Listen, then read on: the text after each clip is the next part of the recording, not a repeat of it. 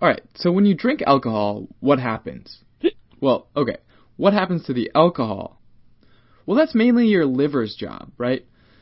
Basically, once the alcohol gets to your stomach, most of it's sent to your liver for processing. In very small amounts, alcohol is more or less harmless, but in excess, it can lead to serious liver complications, and is the leading cause of liver disease in Western nations. Once in the liver cells, or hepatocytes, it can take one of three pathways, one of which involves an enzyme called alcohol dehydrogenase, or simply ADH, and this happens in the cytosol of the cell. Another involves a catalase inside organelles called peroxisomes, and a third involves being converted by the enzyme cytochrome P450-2E1, sometimes just shortened to CYP2E1. All three of these pathways lead to the conversion of alcohol to acetaldehyde. Once the ADH enzyme is used to convert the alcohol, it needs another compound called NAD+, which is then converted into NADH.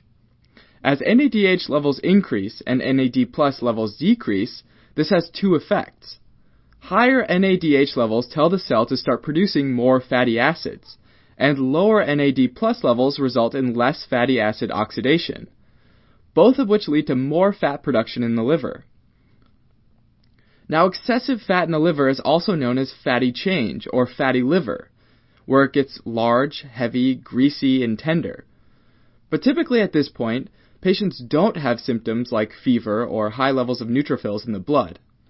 The liver also often takes on a more yellowish color, which is due to all these fat deposits. And we can see that on histology. All these circles are deposits of fat that contribute to fatty liver disease, and sometimes this buildup of fat in the liver is referred to as steatosis. Treating fatty liver disease usually involves simply stopping alcohol consumption. Okay, so that's fatty liver, but that's not the only thing that excessive alcohol consumption can cause, right?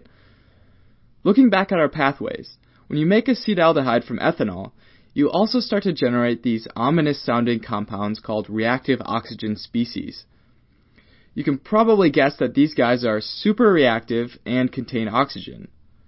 Some examples are like hydrogen peroxide, the hydroxyl radical, or the superoxide anion. These reactive oxygen species react with different components of the hepatocyte, like proteins and even DNA, and this process can cause serious damage to the cells. Besides producing reactive oxygen species, now we've also got acetaldehyde to worry about. And this compound can bind to macromolecules, enzymes, the cell membrane, and all sorts of other compounds inside the cell. When they bind to some of these, they effectively inhibit that molecule. And when that happens, they form what are called acetaldehyde adducts. And when those are formed, your immune system recognizes these new compounds as foreign and starts sending neutrophils to sort of clean up the damage. So not only do you get these adducts binding to and potentially messing with the function of certain molecules in the cell, you also get destruction of the hepatocytes by neutrophilic infiltration. As the cells become inflamed and damaged, patients have now developed alcoholic hepatitis, and we start to note a change on histology and notice these bundles of proteins called Mallory bodies.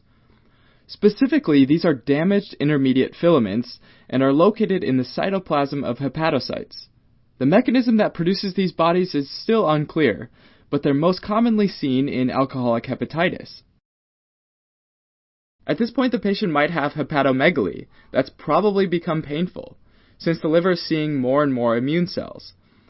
They also may have neutrophilic leukocytosis, or an increased amount of neutrophils in the blood. Also, as cells become damaged and die off, scar tissue starts to form around the central veins of the liver, known as paravenular fibrosis. The damage done to hepatocytes also results in leakage of liver enzymes like alanine aminotransferase, or ALT, or aspartate aminotransferase, or AST, both types of transaminase. Usually, even though both are elevated, AST will be found to be greater than ALT in alcoholic hepatitis. In addition to these two, serum alkaline phosphatase, or ALP, and gamma-glutamyl transferase, or GGT, will also be elevated. In some cases, thrombocytopenia, a deficiency of platelets in the blood, as well as possible hypoglycemia, or low blood sugar, can also be found in the blood of someone with alcoholic liver disease.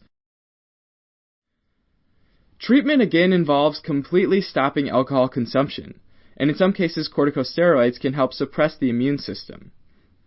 Finally, if it's allowed to progress far enough, chronic alcohol-induced liver damage may lead to cirrhosis and liver failure.